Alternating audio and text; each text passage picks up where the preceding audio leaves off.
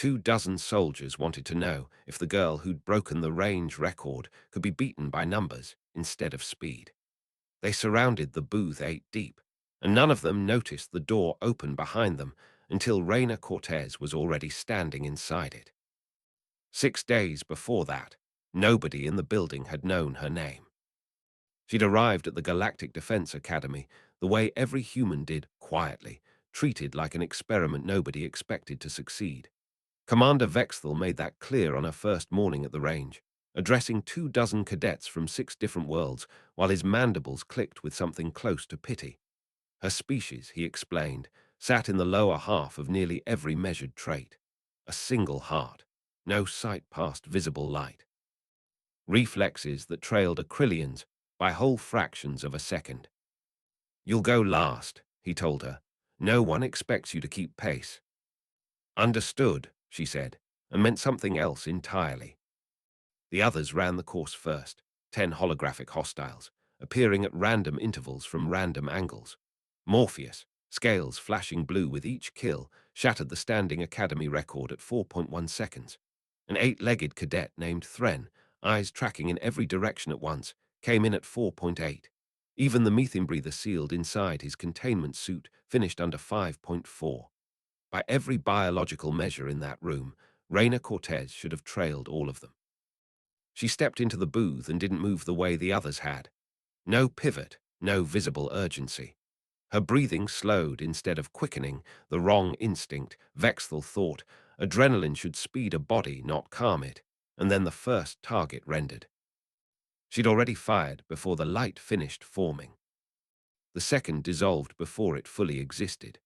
The third came from behind partial cover, and her shot found the gap as though she'd known the gap would be there before the machine had chosen it. By the fifth target, the crack of her rifle and the hum of a hologram spawning had folded into a single sound. No one in the gallery could say any more which came first. 10 targets. Dead silence. The display over the booth showed a number that had never appeared in 90 years of Academy history, 2.8 seconds. Vexthal crossed the range on legs that didn't feel entirely his own. "Cadet Cortez, explain your method. You were firing at positions before the targets existed. That should not be possible under genuine randomization." Rayner set the rifle down without hurry. "I wasn't guessing where they'd appear, Commander. I was guessing where I'd place them if I wanted whoever stood in this booth dead." He asked her to clarify, and the answer she gave dismantled 90 years of doctrine in under a minute. "Your simulation builds real tactical ground, real cover, real sightlines, real angles for an ambush. That's not random, that's just honest. So I stopped watching for targets and started asking where a real shooter would set up to kill me. Then I aimed there first and let the target catch up to my shot." She shrugged, an awkward motion for a frame built the way hers was.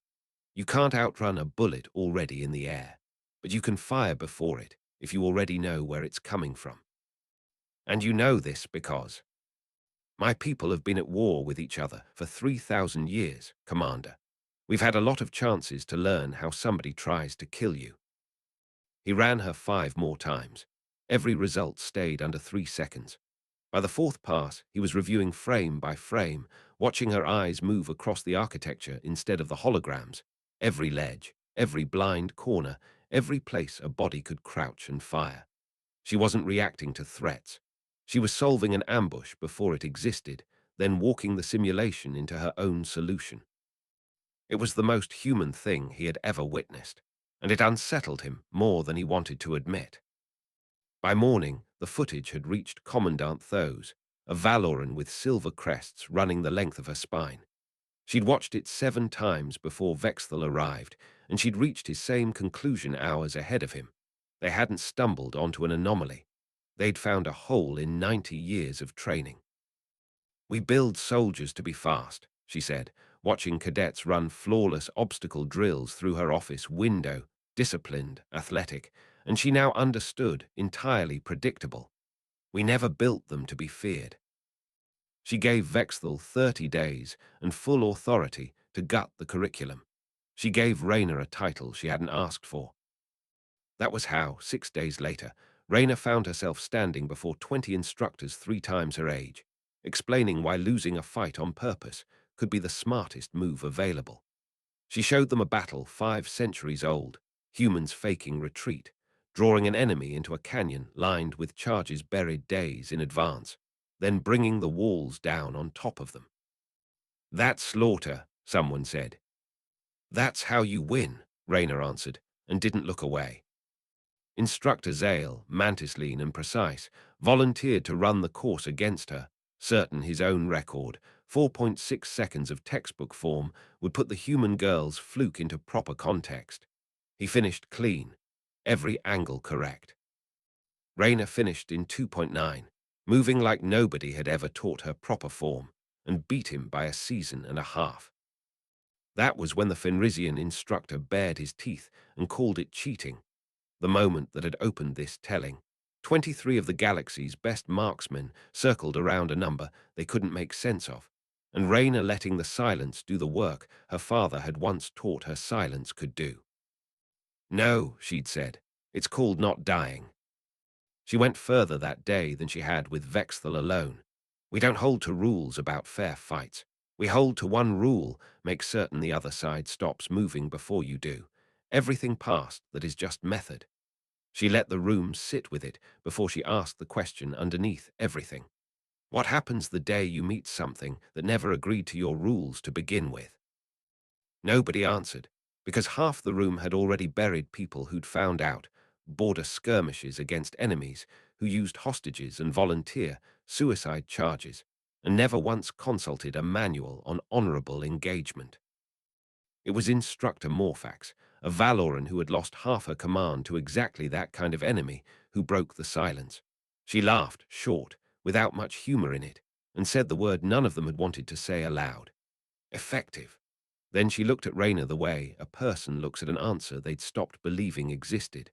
"Show us how your world built you into something that survives things bigger than itself." Those signed off on the full curriculum 3 weeks later. 600 pages, built from 3,000 years of a species that had never had peace long enough to forget how not to need it. 6 months on, Raina stood on an observation rail above a yard that no longer trained textbook soldiers.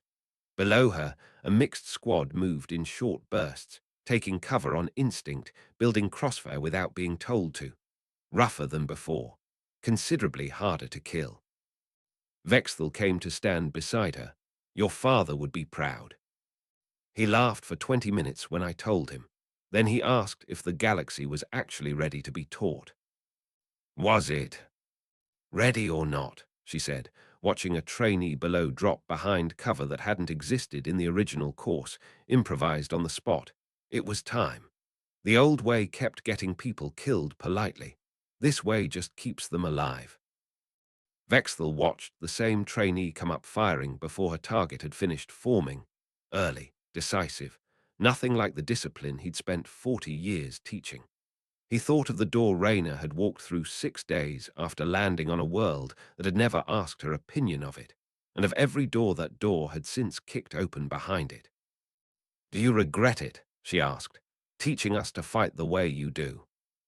He watched the squad clear the yard, clean and fast, and without a shred of ceremony.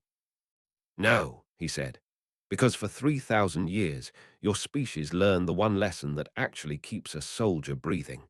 The rest of us are only now catching up." Below, the trainee reloaded without looking down, eyes already tracking the next blind corner before anyone told her one was there. Raina's habit, passed down and already spreading, the same way it had once been passed to her, on a small, crowded, endlessly warring world that had never had the luxury of learning anything else.